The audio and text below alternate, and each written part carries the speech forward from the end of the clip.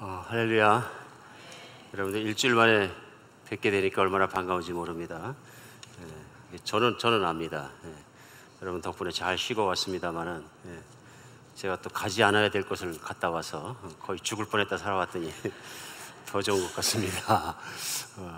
하나님께서 사랑하셔서 또 교회를 사랑하시고 걱정을 안 주셨다고 저는 믿습니다. 항상 지켜주시고 항상 함께 하신 줄 믿습니다. 특별히 오늘 저만 꽃을 달아 죄송하긴 한데 성도님이 달아주셨는데 감사합니다. 오늘 아버지 날 맞아서 우리 아까 인사했습니다마는 우리 다시 한번 수고하셨습니다. 우리 같이 옆에 분에게 수고하셨습니다. 같이 감사하는 시간 됐으면 좋겠습니다. 정말 아버지는요 표시도 안 나게 고생합니다. 표시가 별로 안 나요. 때로는 그런 거 있어요. 해주고 싶은 마음이 있는데 내가 능력이 없어서 다 못해준 게 마음에 한이 맺혀도 그저 남자이기 때문에 말을 못해. 그걸 말을 해서 잘해주고 싶은데 이런 말하면 입간지럽고 그러니까 말 못합니다. 그런 게 있는 것 같습니다. 하나님이 아십니다. 하나님이 개인적인 얘기입니다만은 이번에 휴가 스케줄대로 안 돼가지고 제가 제일 가고 싶은 데가 어딘가 한번 생각을 해봤더니 우리 손자가 보고 싶어요. 걔가 보고 싶어서 그냥 무조건 갔어요. 휴가를 바꿔서. 근데 늘 걱정이 있었어요. 그 걱정이 뭐냐면 제 아들 레미가 아직 훈련 중이기 때문에 돈을 많이 벌지 못합니다. 편안한 곳엔 있습니다만. 그러다 보니까 그 비싼 곳에 살거든요. 보스턴이 제일 생활비가 비싼 곳 중에 하나라. 언젠가 한번 걔 돌 때 가봤더니 아파트가 뭐 원베드룸 사는데 냄새도 나고 한 100년 넘었는데 도저히 여기 사람 살기 참 힘들겠다 싶었는데 아니게 아니라 우리 손자가 돌 지나는데 아스마를 시작했어요. 천식기침을. 근데 공기가 아주 나쁜 거예요. 아들도 별로 안 좋고. 그래 한 1년 살았는데 걱정을 했죠.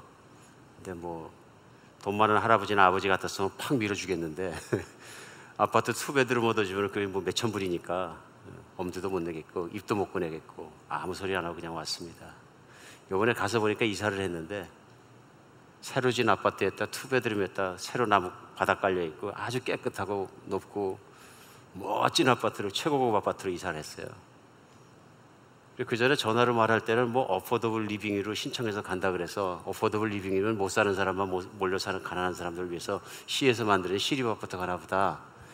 근데 가봤더니 그게 아니라 수천 불씩 매달 들어가야 되는 으리으리한 아파트에 사는 거예요. 이것이 어떻게 된 거냐면 법률에 따라서 새로 짓는 건물은 아파트 입주의 10%를 못 사는 사람을 넣어야 된다네요. 거기 뽑혔어요.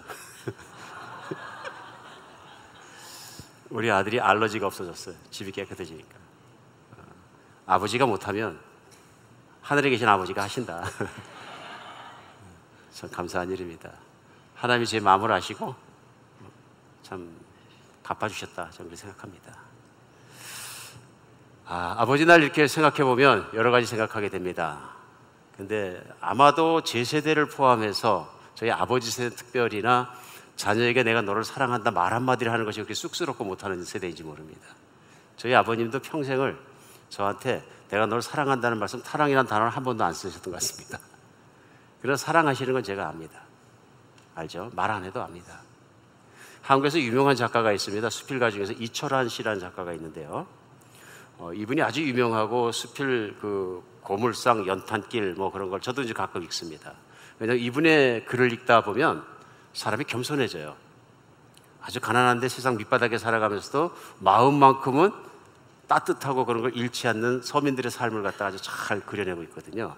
그러니까 겸손해지고 따뜻해집니다. 마음이 따뜻해지는 걸 느껴지거든요. 근데 이분이 이렇게 된 것에 아버지의 영향이 참 많이 있었던 것 같습니다. 왜냐하면 아버지가 실제로 그분의 수필집의 제목인 것처럼 고물상을 하셨어요. 되게 고물상 하시면 잘 못 살거든요. 근데 고물상을 하시다가 또 이분이 아마 문을 닫으셨나 봐요. 잘 안 돼가지고. 집안 형편이 더 어려워지니까 우유 배달을 자전거를 타고 다니신 것 같아요.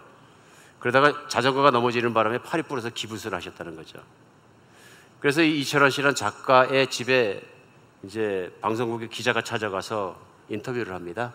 인터뷰를 하러 들어가면서 방 분위기부터 설명을 합니다. 근데 그 글을 쓰는 서재의 분위기가 조그만 골방에 그냥 책이 잔뜩 있는데 포스트잇 종이 쪽지에다 잔뜩 사방에 붙여놨는데 새카맣게 붙여놨는데 보니까 거의 다 성경 말씀이었다. 보통 세상에서 유명한 수필 작가치고는 참 하나님 열심히 믿는 작가입니다. 그런데 이분이 어디를 가든지 강연을 갔을 때도 첫 번째 말씀하는 건 소통에 대해서 얘기를 하면서 자기 아버지에 대해서 말씀한다. 자기가 찾아갔을 때도 자기 아버지에 대해서 먼저 얘기를 하더라. 그러면서 그 아버지를 이렇게 얘기합니다. 아버지는 제게 공부를 열심히 해라, 성실하게 살아라, 독서를 열심히 하라는 말씀을 하지 않으셨습니다. 그런데 아버지를 생각하면 공부도 열심히 해야 하고 정직하게 살아야 되고 책도 열심히 읽어야 했습니다. 저는 아버지를 기쁘게 할 수 있는 일이면 뭐든지 다 해야 한다는 생각을 늘 했거든요. 그건 아버지와 단 한 번의 소통 때문이었습니다. 아버지가 말하지 않았지만 아버지의 마음을 알 수 있는 한 번의 기회가 있었다는 것입니다. 아버지가 고물상을 문을 닫고 더 힘들 때 우유 배달을 다니시다가 넘어지셔가지고 팔이 부러져 기부스라고 계실 때 비가 왔답니다. 비가 와가지고 집에 지붕이 줄줄 새는데 천장이 새니까 집안이 엉망진창이 되고 뭐 잘 수도 없었겠죠. 엄마가 아버지에게 왜 진작 고치라니까 안 고쳤다고 또 한마디 하셨는 모양이에요. 그러니까 아버지가 아무 말도 안 하고 그냥 집에서 없어져 버리셨는데 뭐 오후에 나가신 분이 새벽까지 안 들어오셨다. 집 나가서 어디 돌아다니신 줄 알았는데 그게 아니고 깜깜해서 몰랐는데 아버지가 오후 때부터 우산 들고 지붕에 올라가셔 새벽 때까지 비 그칠 때까지 우산 들고 그 집을 지켰다. 자기가 그런 아버지를 알고 나서부터는 말을 하지 않아도 아버지가 나를 얼마나 사랑하는지 우리 가족을 얼마나 사랑하는지 알았다. 정말 그런 것 같습니다. 제 아버님도 천국 가셨습니다. 평생에 단 한 번도 사랑한다는 말하지 않으시면 저는 압니다. 언제 아느냐면 그 사랑을 말로 귀로 들은 것이 아니라 등으로 느꼈기 때문에 그렇습니다. 시골에서 보면은 저녁밥 할 때 군불 때면 방바닥이 겨울에 뜨겁습니다. 앉지 못할 정도로 뜨거울 때도 있는데요. 저녁 먹고 잘 때쯤 되면 따끈따끈하니 좋습니다. 근데 이게 오래 못 가요. 시골집에 또 문제가 그거거든요. 새벽에 3시쯤 되면 춥습니다. 식습니다. 싸늘하게. 그러면서 아래부터 얼어 들어오는데요. 추우면 잠이 깹니다. 어렴풋이 잠이 깼는데 좀 있다가 또 뜨뜻해집니다. 매일 새벽에 깼다 다시 자는데 보면 아버지께서 한 3시나 그때쯤 나가셔서 군불을 떼시는 겁니다. 매일 아침 아무 소리도 안 하고 가서 군불을 떼시면 아침 내내 뜨겁습니다. 저는 그 군불 떼신 아버지의 사랑이 사랑이라고 믿습니다. 말하지 않지만 항상 그렇게 자식이 자는 잠자리에 등짝을 생각해 줄 수 있는 아버지가 계시기 때문에 얼마나 감사했는지 모릅니다. 꼭 말로만 소통이 되는 것이 아니라 그 마음속에 있는 진심들이 여러 가지의 그 소통의 방법들을 통해서 나누어지는 것 같습니다. 하나님의 사랑이 그렇습니다.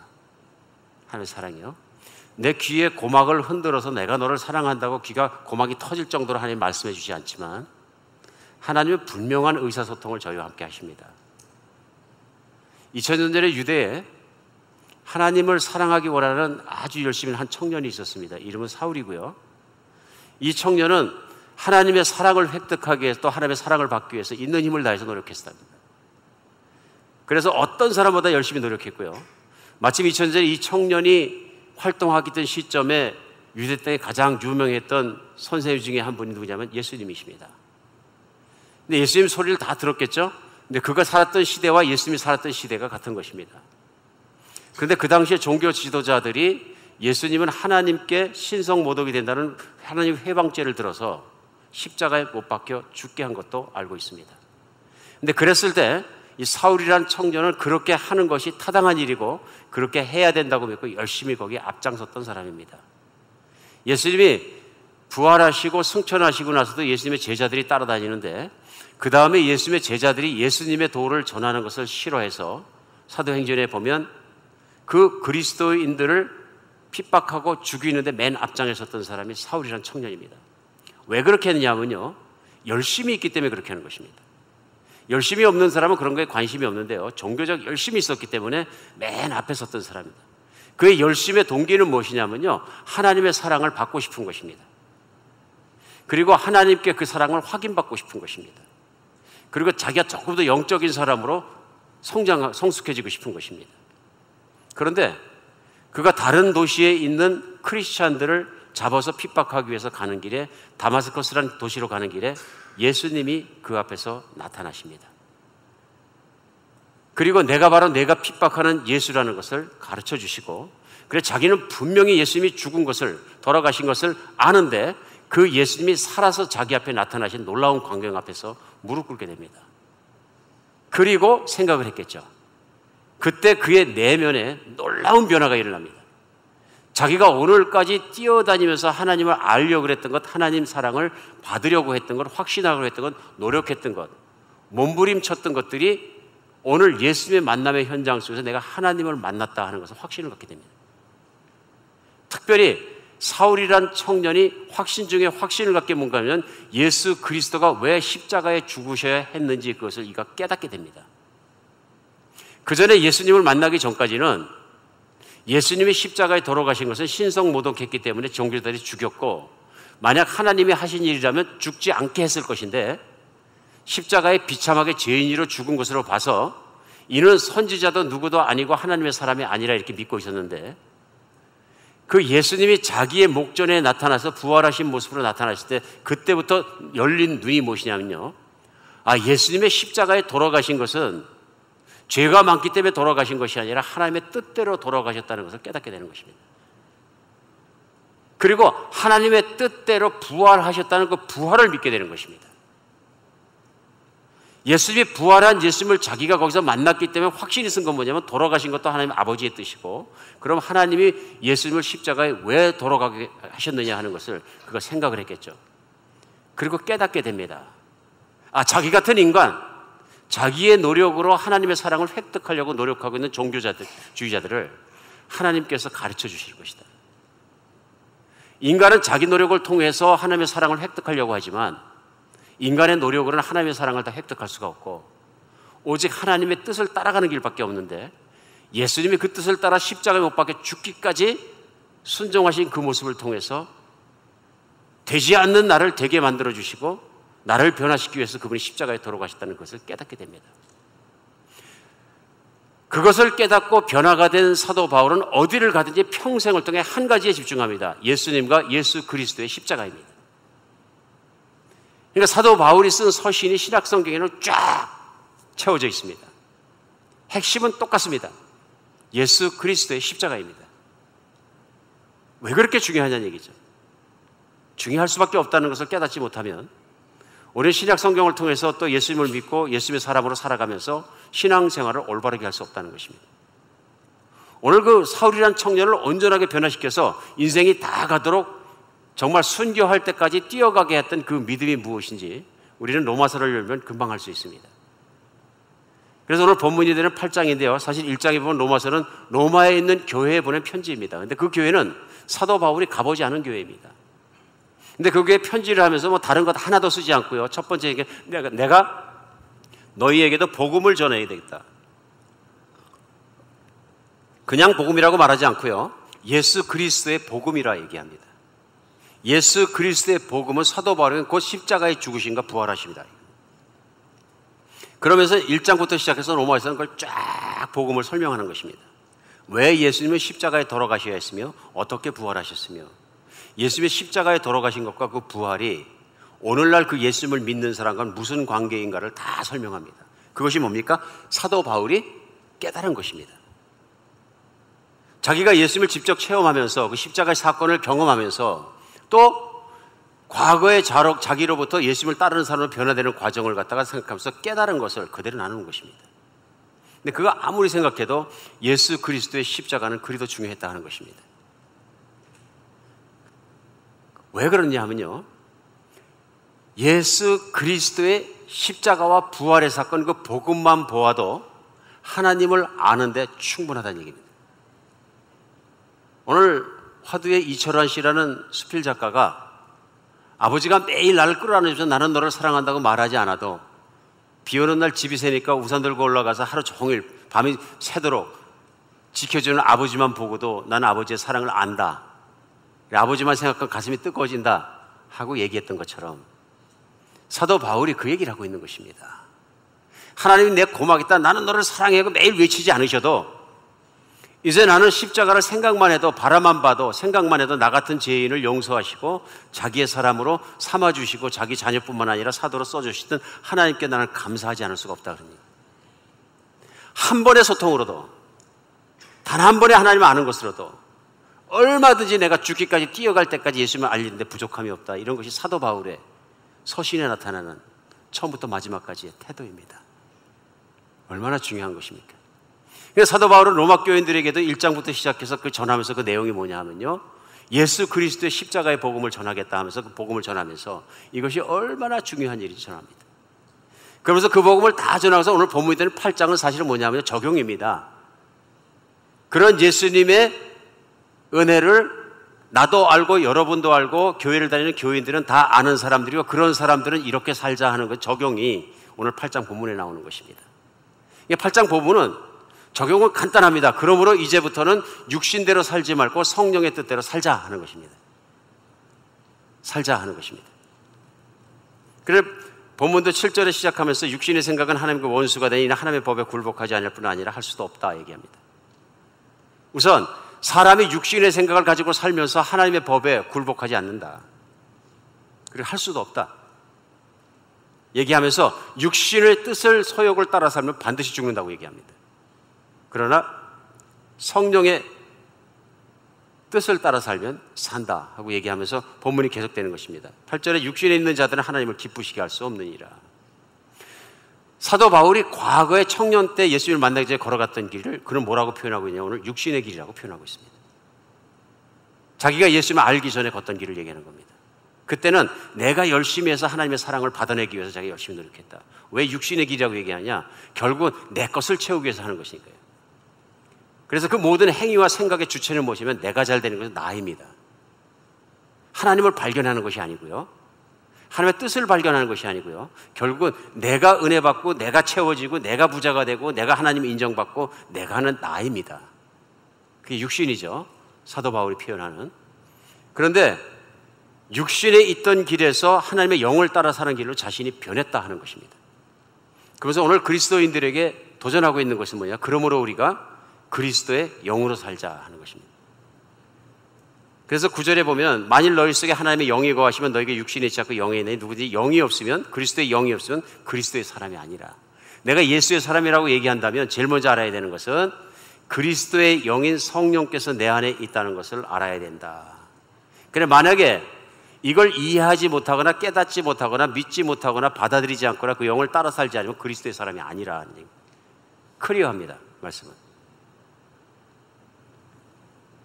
10절에 보면 또 그리스도께서 너희 안에 계시면 몸은 죄로 말미암아 죽은 것이나 영은 의로 말미암아 살아있는 것이라. 이 말씀은 몸이 죽어서 숨을 안 쉰다는 얘기가 아니고요, 여기서 표현한 몸은 육신 속에 있는 육체적인 욕심을 얘기합니다. 이젠 더 이상은 예수를 믿는 사람들은 육신의 욕심을 따라 사는 것이 아니라 내 안에 하나님의 관계에서 오는 기쁨 속에 살아간다 그런 얘기입니다. 11절에 보면 예수를 죽은 자 가운데 살리신 영이 너희 안에 거시면 그리스도 예수를 죽은 자 가운데 살리시니까 너희 안에 거신 그 영으로 보내 너희 죽을 몸도 살리시리라. 다른 얘기를 합니다. 내 안에 영이 거하시기 때문에 내가 죽어도 하나님께서 살리신다 그런 얘기예요. 왜냐하면 성령이 계시기 때문에. 왜요? 예수 그리스도를 3일 만에 살려내신 것처럼 너도 살려내실 것이다. 그래서 12절은 그러므로 하니까 therefore 하고 얘기하니까 그 앞에 모든 사실을 설명하고 뒤에 나온 거면요, 그러므로 이렇게 살자는 적용이 나오는 것입니다. 12절에 그러므로 형제들아 우리가 빚진 자라도 육신에게 져서 육신대로 살 것이 아니니라. 너희가 육신대로 살면 반드시 죽을 것이라 영으로 몸의 행실을 죽이면 살리라. 그렇게 해서 얘기하는 게 뭐냐면 이제부터는 육신대로 살지 말고 성령을 따라 영이 가자고 하시는 대로 살자 하는 얘기입니다. 그런 사람의 특징이 무엇이냐 하면은 15절에 나오는 것입니다. 너희는 다시 무서워하는 종의 영을 받지 않고 양자의 영을 받았으므로 우리가 아빠 아버지라고 부르시느니라. 성령을 따라 사는 사람, 육신의 소욕이 아니라 성령을 따라 사는 사람은 하나님과의 친밀감이 있는데 어떻게 하나님을 부르냐 하면 이제 두렵게 부르는 것이 아니라 친밀감 있게 아빠 아버지라고 부를 수 있느니라. 성령 충만한 사람, 성령 받은 사람의 특징이 하나님과 친밀감이 있다는 것입니다. 16절에는 성령이 친히 우리 영과 더불어 우리가 하나님 자녀인 것을 증언하시니 자녀이면 상속자, 하나님의 상속자다. 그리스도와 함께 된 상속자다고 얘기합니다. 상속자라는 얘기는 뭐냐면 하나님께서 내게 주시는 것을 누리는 사람들이다 하는 얘기입니다. 성령의 다스림을 받는 사람들은 어떤 삶을 사느냐 하는 걸 오늘 클리어하게 설명해 줍니다. 오늘 그래서 전하고자 하는 메시지는 분명합니다. 예수님을 믿고 거듭났고 예수님 안에서 그리스도인을 산다면 이제부터의 삶은 육신의 욕망을 따르지 말고 내 안에 계신 성령님을 따라서 내가 구원받은 것을 하나님의 자녀로서 누리십시오 하는 것입니다. 로마 교인들에게 그것을 챌린지하고 있는 것입니다. 오늘날 우리에게 이것이 엄청나게 중요합니다. 이게 왜 중요하냐면요, 우리는 신앙생활을 하면서 내 마음속에서 뭔가 기쁨을 채우려고 은혜를 받으려고 노력하면서도 은혜를 받지 못하고 기쁨이 채우지 못하는 경우가 생각보다 많다는 것입니다. 뿐만 아니라 신앙생활을 하면서 내가 지극한 평안이나 정말 천국의 백성이다, 하나님의 나의 정말 아버지가 되신다는 고백이 참 어려울 경우도 많다. 어떤 경우에는 어떤 분들은 하나님을 아빠 아버지라고 부르짖는 것 자체를 어려워하실 수도 있을 줄 모른다는 것입니다. 나는 그리스도인입니다. 신앙에 고백하고 교회를 참석하고 다닐 수 있지만, 그러나 나에게 그것들이 실제로 일어나는 것들, 말씀과 일어나는 것들이 안 될 수도 있다는 것입니다. 그래서 사실은 오늘 본문 말씀이 시작하는 로마서 8장 이전에 있는 7장에서는 사도 바울이 그런 상태에 있는 사람의 영적 상태에 대해서 설명을 합니다. 그것이 뭐냐면 7장에서 그가 얘기하는 것은 내가 하나님의 법을 따라 선한 일을 하고 선한 생각을 할 마음과 그런 마음이 내게 있다. 그런데 그런 마음을 따라서 그렇게 살려고 노력해 보니까 안 되더라. 그러니 안 돼서 결론은 뭐냐면 그 두 가지가 싸우는데 하나님이 주신 선한 마음과 악한 것이 내 안에 올라와서 두 개가 싸우다가 결국은 악한 게 이기더라. 이겨서 그 결론이 뭐냐면 앞에 장 7장 24절에서는 오호라 나는 권고한 사람이로다. 이 사망의 몸에서 누가 나를 건져내랴.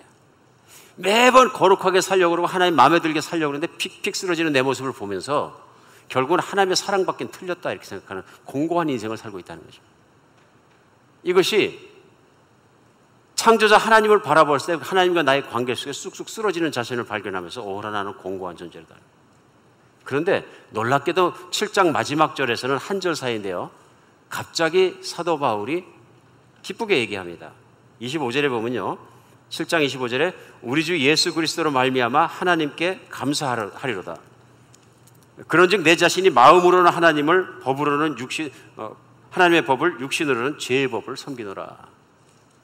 오호라 나는 공고한 존재로다 하면서 탄식했던 그가 돌아서서 뭐냐면 찬양하고 있어요. 근데 그 이유가 뭐냐 하면요, 예수 그리스도로 말미암아 찬양한다, 예수 그리스도로 말미암아 기뻐한다, 예수 그리스도로 말미암아 만족한다. 나 자신의 내면을 보면 가망성이 없는데, 거룩해질 가망성도 잘 가망성도 아무것도 없는데, 그 순간 눈을 들어서 예수 그리스도를 바라보니까 달라지더라. 이겁니다. 우리도 신앙생활하면서 마음속으로 힘들 때가 있습니다. 그럼 오늘 본문 말씀을 놓고 생각해 볼 때 우리 생각해 볼 것이 있습니다. 왜 그렇습니까? 내가 죄의 법 아래 있는지, 육신 아래 있는지, 아니면 종의 영을 받았는지, 아니면 성령 아래 있는지, 예수 그리스도 안에 있는지 확인해야 된다는 것입니다. 사도 바울은 그 설명을 자기가 예수 그리스도를 찬양하고 공고한 자가 변화된 모습을 어디서 설명하시냐면 로마서 8장에서 1절부터 설명하는 것입니다. 그렇게 예수님을 그리스도로 말미암아 찬양하는 이유가 뭐냐면 8장 1절에 그러므로 이제 그리스도 예수 안에 있는 자에게는 결코 적잠이 없나니 이는 그리스도 예수 안에 있는 생명의 성령의 법이 죄와 사망의 법에서 너를 해방하였습니다. 내 안에 법 두 가지가 있는 건 사도 바울도 발견했는데요, 과거에는 내가 싸우려고 했는데요, 내가 이기려고 했고, 내가 열심히 살려고 했고, 내가 말씀을 지키려 했는데 쓰러지더라 하는 얘기입니다. 그런데 예수 그리스도를 만나고 나서 그리스도를 바라보니까 어떤 일이냐면 하나님께서 예수 그리스도로 말미암아 그러한 모든 욕심들을 이기게 하셨다는 겁니다. 어떤 분들에게 잘 이해가 안 가는 부분일지 모릅니다. 딱딱하게 들리실지도 모르고, 그런데 굉장히 중요한 말씀입니다. 신앙이지만 제 믿음에는 이 말씀이 알아듣지 못하겠거나 관심이 없거나 멀리 들리시면 들릴 때까지 생각하실 필요가 있습니다. 예수님이 계실 때, 예수님이 회중을 가리킬 때 유대인들이 그렇게 말을 못 알아들었습니다. 그 말을 알아듣는 것이, 깨닫는 것이 무엇이냐면요, 성령이 하시는 일이고 이게 복입니다. 이걸 못 깨닫고 알지 못하면 못 믿습니다. 신앙은 무조건 믿습니다 하는 것이 아니고요, 신앙은 진리를 받아들이고 비진리를 뱉어내는 것입니다. 진리는 하나님 말씀이고요. 그 진리의 말씀이 내 과거에 잘못되고 있는 깨닫지 못하고 막고 있는 것을 빼버리는 것입니다. 오늘 로마서 말씀이나 제가 전하는 말씀들이 잘 알아들이지 않아지면 그 이유는 뭐냐면 무엇인가 내 생각이, 내 관념이 무엇인가가 나를 딱 붙잡고 있는 것입니다. 그러니까 그 말씀이 들어갈 자리가 없습니다. 받아들이지가 않습니다. 이해가 안 갑니다. 오늘 예수님께서 요한복음 8장에 보면 자기를 따르는 유대인들 속에 전한 말씀이 나옵니다. 근데 요한복음 8장 31절에 보면 뭐라고 말씀합니까? 그러므로 예수께서 자기를 믿는 유대인들에게 이르시되 하고 말씀합니다. 믿는다는 얘기입니다. 예수님을 따라다니는 것입니다. 근데 요한복음 8장에서 말씀하시는 분위기가 뭐냐면 예수님을 쫙 따라다니는 사람들이 오니까 예수님의 제자들이죠. 그 믿는 사람들에게 지금 말씀을 선포하는 거예요. 뭐라 그러십니까? 8장 31절에 너희가 내 말에 거하면 참 내 제자가 되고 진리를 알지니 진리가 너희를 자유케 하리라. 오늘 아멘 하신 분들은 그 뜻을 다 아는 거예요. 그죠? 깨닫는 것이고 믿는 것이고 진리가 자유케 하는 체험을 하신 거예요. 근데 안타까운 것은 뭐냐면 예수님 시대에 예수님의 따라다니면서 그 말을 못 알아들었던 분이 많이 있는 거예요. 왜 그런지 아세요? 요한복음 8장 기도 마지막에 그들이 다 돌 던지고 예수님을 죽이려고 합니다. 싫다는 얘기예요. 예수님이. 왜 싫어했을까요? 깨닫지 못한 것입니다. 근데 예수님께서 사실은 진리되는 말씀을 제시해 주셨는데 그들이 깨닫지 못한 가장 큰 이유는 육신적인 방법으로 영적인 내용을 해석하려고 한 것입니다.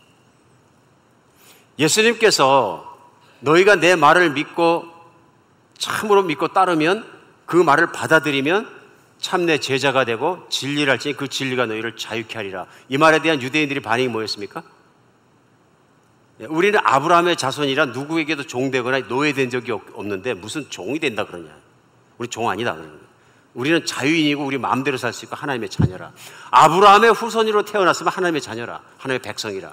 그리고 우리는 그렇기 때문에 누구에게도 노예 잡힌 적 없고 종이 아니다 우리는. 그러니까 예수님께서 너희가 말을 알아듣지 못한다. 영적인 얘기다 그러니.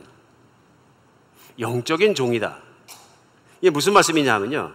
죄를 짓는 자마다 다 죄의 종이다 그러시는 거예요. 죄의 종이다.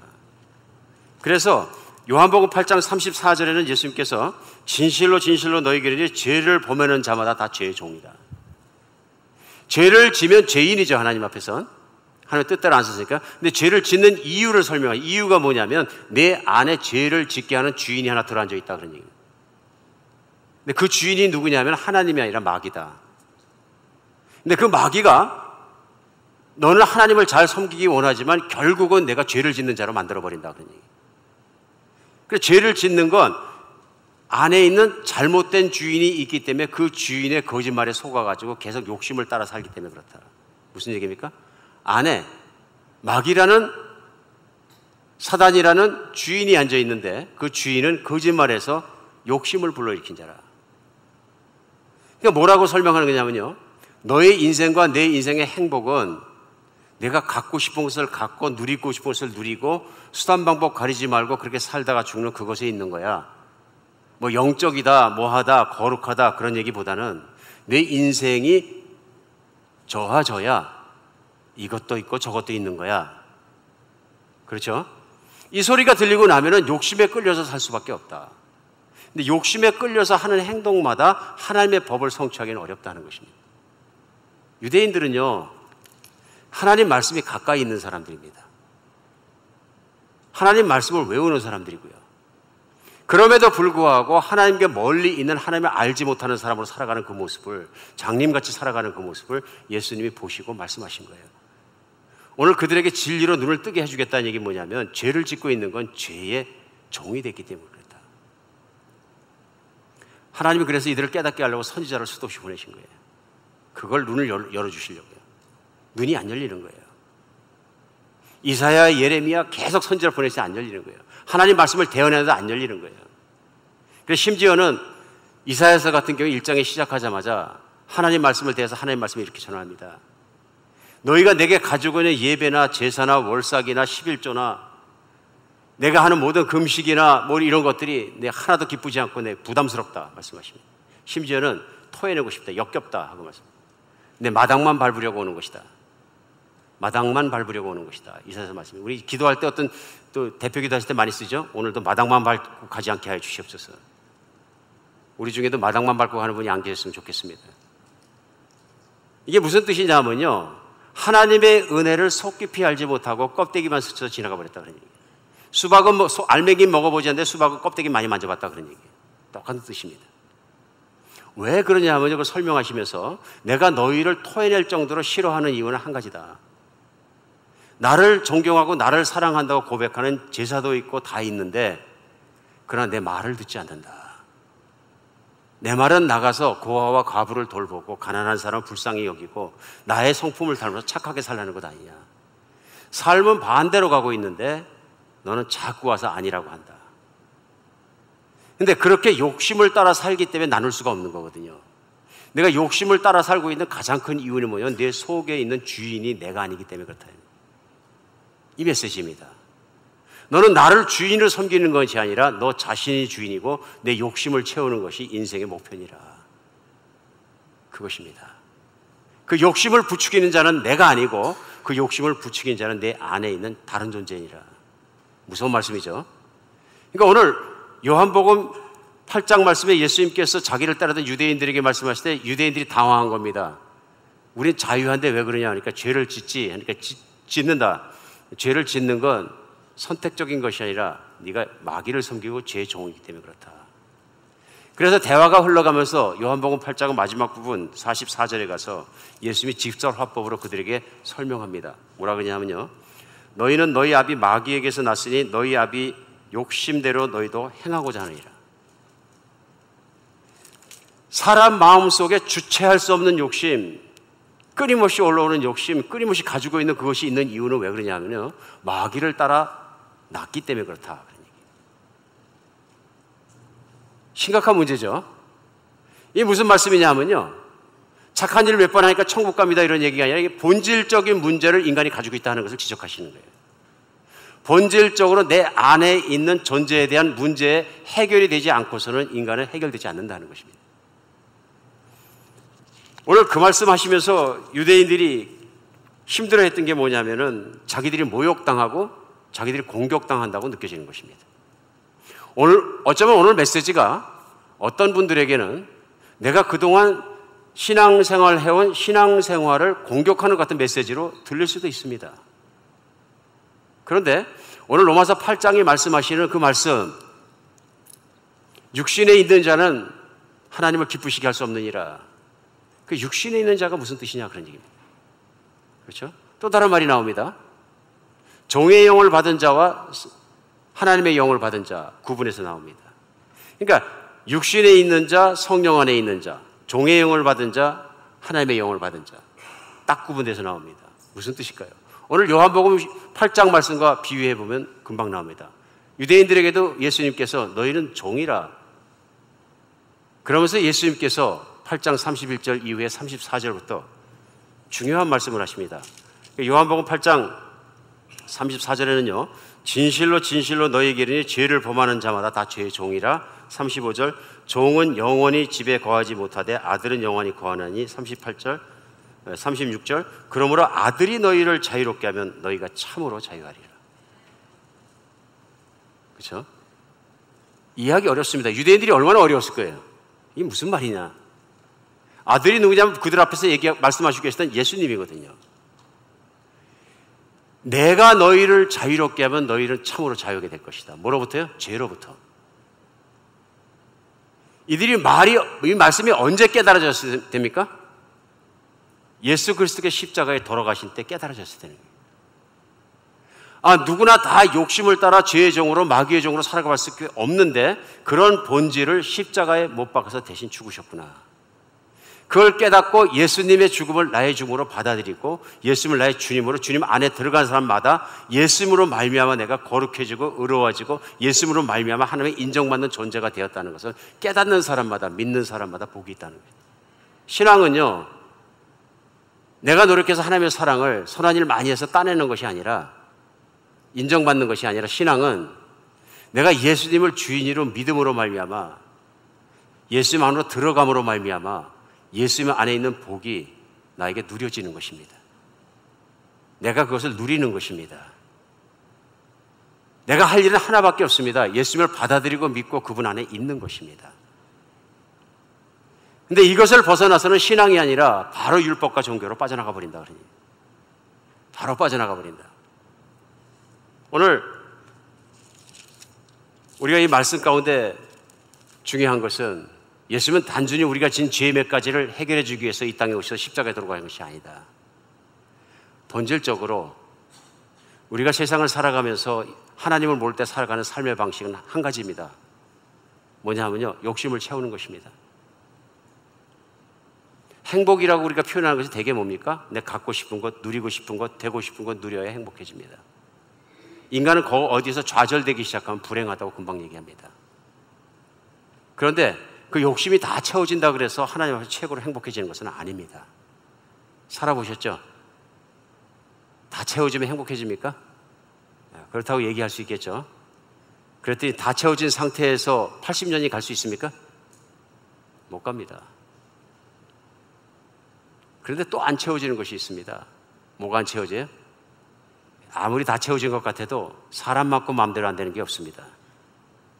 정말 이상하잖아요. 우리가 흔하게 얘기하잖아요. 자식은 내 마음대로 될 줄 알았는데 자식도 크고 나니까 내 마음대로 안 된다. 당연한 얘기죠. 될 리가 있습니까? 사람 안에 뭐가 있습니까? 욕심이 있습니다. 내 마음대로 하고 싶은 욕심이 있습니다. 그렇죠? 근데 내 마음대로 안 되는 게 이게 나를 속상하게 하는 거예요. 환경 내 마음대로 됩니까? 안 되거든요. 그러니까 어떻게든 내 마음대로, 내 돈으로, 내 능력으로 환경을 나를 갖다 공격하지 못하게 만들어 보려고 노력하는 게 우리 인생이에요. 따지고 보면 그렇지 않습니까? 그리고 그렇게 해서 안전을 내가 확보했을 때 그것을 행복이라고 생각하는 거죠. 이게 또 환경 조절이라는 게 이게 만만치 않아요. 해보셨습니까? 당연히 해보셨겠죠. 환경이 내 마음대로 컨트롤이 안 됩니다. 되는 게 없습니다, 사실은. 그게 다 어디서 나옵니까? 욕심에서 나오는데 그 욕심을 지키려고 노력하는 게 누구냐면 나입니다. 몸부림치는 겁니다. 어떨 때는 그러다가 종교에 귀의하게 되는 겁니다. 내가 안 되는 일이 너무 많으니까 다른 힘을 좀 빌자. 신에게 의지하자. 그래서 종교는 뭐냐면요, 그 어떤 신을 내가 기쁘게 해주고 내가 원하는 안정감을 가져오는 것입니다. 세상에 있는 모든 종교는 다 그렇습니다. 하나님은 그렇지 않으십니다. 오늘 하나님의 메시지는 뭐냐면요, 하나님은 진짜로 세상을 만드신 창조자이시고 주인이시고 나를 만드신 분이고 나를 사랑하기 때문에 그 아들 예수님을 이 땅에 보내주셔서 나의 연약함을 대신해서 십자가에 그것을 못 박아주셨다는 것입니다. 누구든지 예수님을 믿고 그분을 주님으로 받아들이고 그 안에 믿음으로 있기만 하면 하나님께서 욕심으로 채워져야 행복하다고 느꼈던 그것으로 또 바꿔주신다는 것입니다. 아마 이 체험이 없는 분은 뭔 말인지 잘 이해가 안 가십니다. 그런데 오늘이라도 나는 정말로 생각하니까 본질적으로 욕심을 따라 살 수밖에 없는 존재이고 하나님이 그것을 죄인이라고 본다면 죄인의 문제가 해결된다고 생각해서 예수님과 함께 십자가에 죽었다고 내가 주님의 십자가의 죽음을 내 죽음으로 받아들이고 예수님을 나의 구원자와 주님으로 받아들이는 때부터 달라집니다. 이게 무슨 얘기냐면 그때부터는 하나님이 나를 책임지기 시작하십니다. 나는 내 환경을 컨트롤할 수 없지만, 나는 내 능력으로는 안 되지만, 나는 모든 것이 아니면 그때부터 하나님께서 나를 붙들어 주셔서 환경과 관계없이, 조건과 관계없이 나는 행복한 사람으로 바꿔주십니다. 이게 신앙입니다. 종교가 아니고 믿음입니다. 오늘 로마서 8장이 성령 안에 사는 자, 성령을 쳐다보는 자, 정상적인 그리스도인의 삶을 얘기할 때 만약에 내가 예수 그리스도의 십자가를 바라보면서 하나님의 사랑을 깨달을 수 없고 믿을 수 없고 내가 그걸로 만족할 수 없다면 오늘 필요한 것은 뭐냐면 하나님이 나를 어떻게 사랑하시느냐에 대한 믿음입니다. 하나님 아버지의 마음입니다. 예수 그리스도의 십자가는 세상을 만드시고 지으신 하나님, 그리고 그 인간들이 그 하나님을 다 떠났을 때에도 얼마나 그 인간을 사랑하시니 그 사랑을 보여주신 마지막 증거입니다. 완전한 증거이고요. 더 이상 보여줄 것이 없습니다. 오늘 화두에 작가 이철환 씨는 우선 들고 오후와 새벽까지 바치는 아버지를 알고 나서도 마음에 감동이 와서 평생 아버지를 기쁘게 해드리기 원하고 그래서 공부도 열심히 하고 그렇게 사셨다 그러는데 세상을 창조하신 창조자 하나님께서는 하나밖에 없는 그 아드님을 여러분과 저의 연약함과 욕심과 죄를 위해서 십자가의 죽음으로 내어주셨다는 것입니다. 그 하나님이 믿어지는 겁니다. 그 하나님이 받아들여지는 겁니다. 아, 이 하나님이 이런 분이시구나. 그 하나님이 받아들이는 순간부터 우리의 인생과 삶은 완전히 달라집니다. 정말로 달라집니다. 왜요? 사람의 본질이 달라졌기 때문에 그렇습니다. 그래서 오늘 본문 8장은, 로마서 8장 무슨 말씀이에요? 그렇기 때문에 본질이 달라진 사람들은 이제부터 살아가는 방식은 여전히 육신의 욕심을 채우려고 사는 것이 아니라 나를 사랑하사 나를 위해 십자가에 돌아가신 예수 그리스도 그분 안에 있기 때문에 이제는 성령을 따라 사는 것이다. 성령을 따라 사는 것이다.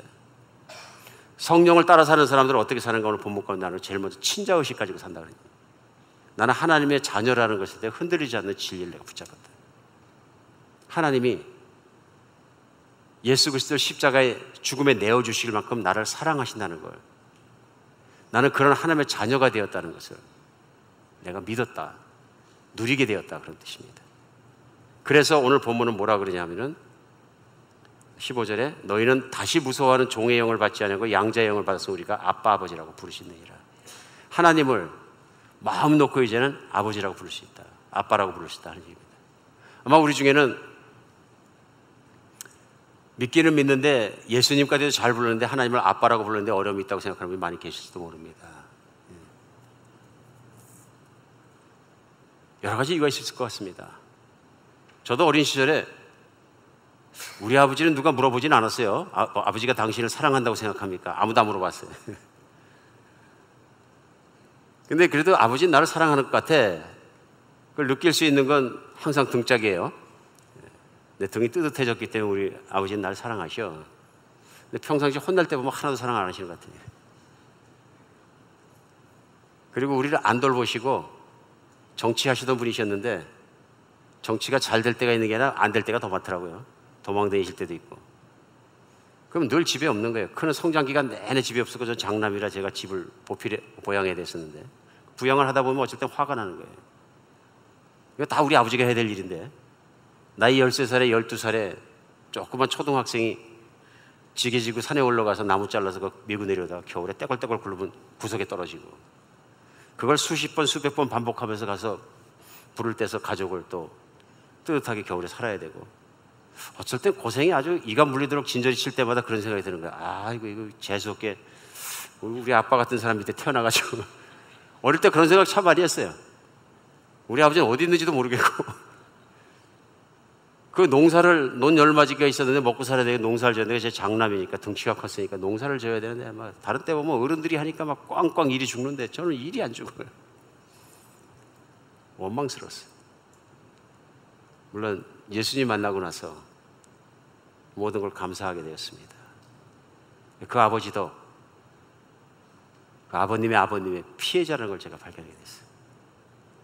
우리 할아버지도 대단한 분이셨거든요.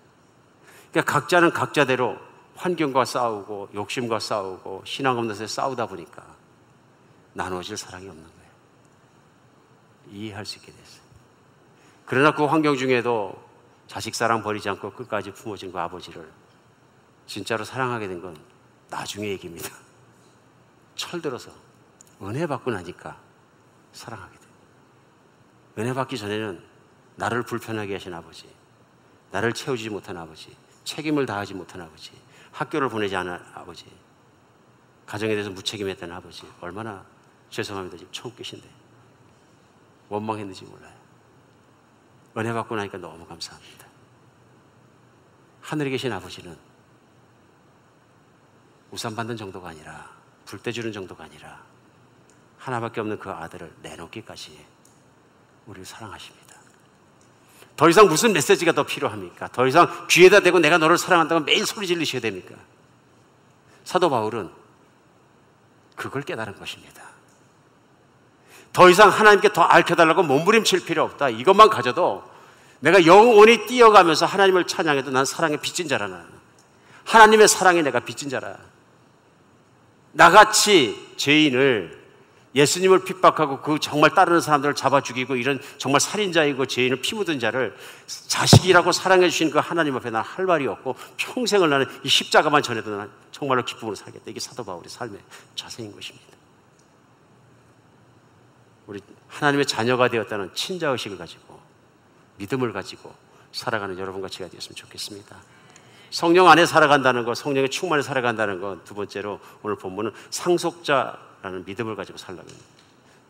신자식이라는 의식, 그 다음에 나는 하나님의 상속자라는 믿음을 가지고 살아가는 것입니다. 오늘 마지막 절 17절입니다. 자녀이면 또한 상속자 곧 하나님의 상속자여 그리스도와 함께 한 상속자니 우리가 그와 함께 영광을 받기 위해서 뭘 받아요?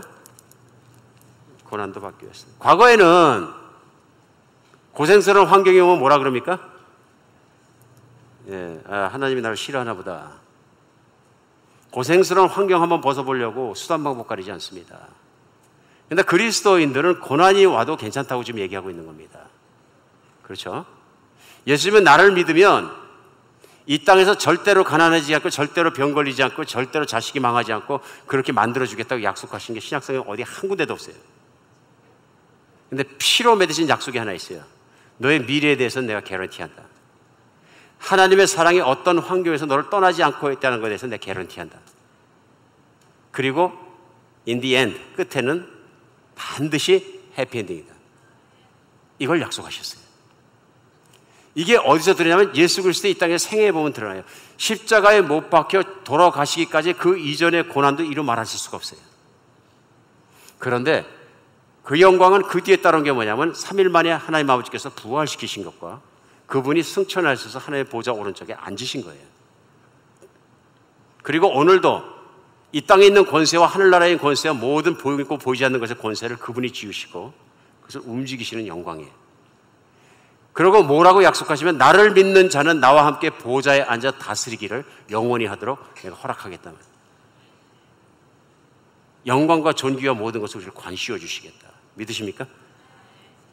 이걸 믿기 때문에 그 하나님의 능력과 하나님의 약속과 모든 것이 내게 있기 때문에 나는 세상에 살면서 이제 더 이상은 내 욕심을 따라서 안 된다고 아동받은 그것 때문에 내가 몸부림치지 않는다 그런 얘기입니다. 이걸 때문에 몸부림치고 이것 때문에 쓰러지고 이것 때문에 싸우고 이것 때문에 막 알아눕고 이게 다 뭐냐 하면은 성령을 바라보지 않고 성령의 다스림을 받지 않고 이기고 진리 안에 살아가지 않고 있다는 증거다 그런 얘기. 그럼 어떻게 돼? 눈을 돌려서 진리와 모든 것 대신 성령님을 바라보고 예수 그리스도를 바라봐라 그런 얘기. 육신의 통치 밑에 있기 때문에 그런 일이 일어난다. 속이 뒤집어지고 힘들고 화나고 행복하지 않고 짜증나고 이 모든 것이 다 거기서 나온다. 믿으십니까? 근데 어떻게 하다 보니까 온 교인이 많은 분들이 알게 되셨는데 2주 전에 휴가 보낸다고 가다가 휴가는 딱 1시간 보내고 1시간 뒤에 차 사고 나는 바람에 제가 홀딱 뒤집혀갖고 차는 이제 버리고 토롤돼서 우리 부부는 머리카락 하나도 다치지 않았는데요. 목도 비틀어지지 않고 신기한 일이죠. 근데 감사한 건 하나님이 막아주셨고 차가 막아줬어요. 앞뒤 옆에 전후 좌우 쓸 데가 하나도 없어서 다 버려야 된다 그러는데 어쨌든 새로운 것을 느낍니다. 죽음과 나와 사이는 한 발짝도 안 되더라. 제가 잘못해서 그랬습니다. 졸아서 눈 떠보니까 차가 막 굴르고 난리가 난 거예요. 막 좌로 부딪히고 우로 부딪히고 고속도로 좌로 갔다 우로 갔다 후당탕거리는데 이제 말도 듣지 않고 내려서 가만히 생각하니까 황당한데 보니까 내가 살아있는 것이고 살아있는 것뿐만 아니라 이렇게 보니까 멀쩡한 것이에요. 그런데 차는 쓸 데가 한 군데도 없어요. 내 대신 다 구부러졌는데 에어백이란 백은 옆에서 앞에가 다 터져버리고 정말 비참한 환경이었는데요. 파편은 온돌에 깔려고 차는 다 서 있고 아마 차가 아마 한나절은 막혔을 겁니다. 근데 새로운 생각이 들었어요. 하나님이 나를 아직 안 죽이시는구나. 뭐 뜻이 있나 보다. 뜻이 있나 보다. 저 중환자실에 누워있으면 어떡할 뻔했어요. 평생 불구로 살았으면 또 어떡하고. 그리 아니하셨을지라도 남는 건 믿음 하나밖에 없구나. 아무것도 없고 믿음 하나 딱 남는구나. 다시 한번 생각하게 됩니다. 부족한 걸 나눠서 죄송합니다. 걱정 끼치려 들은 분들에게 죄송하고 살아서 돌아와서 말씀 전하게 돼서 감사할 뿐입니다. 교회 오니까 더 감사한 마음이 넘치고 또 하나님 찬양할 마음이 불뚝불뚝 나는 것 같습니다. 하나님을 바라보십시다. 성령님만 바라보십시다. 오늘 메시지는 그것입니다. 내가 할 수 있는 것이 무엇이고 내가 이룰 수 있는 것이 무엇이 있느냐. 내가 노력하면 육신의 사람이 되지만 하나님만 바라보고 그분을 따라가려고 노력하면 성령이 우리를 이끌어주실 줄 믿습니다. 걱정 있습니까? 하나님께 맡기시기 바랍니다. 채워지지 않는 것 때문에 몸을 치십니까? 그리고 디프레션 되십니까? 하나님께 의지하시기 바랍니다. 하나님이 이루십니다. 기도하겠습니다.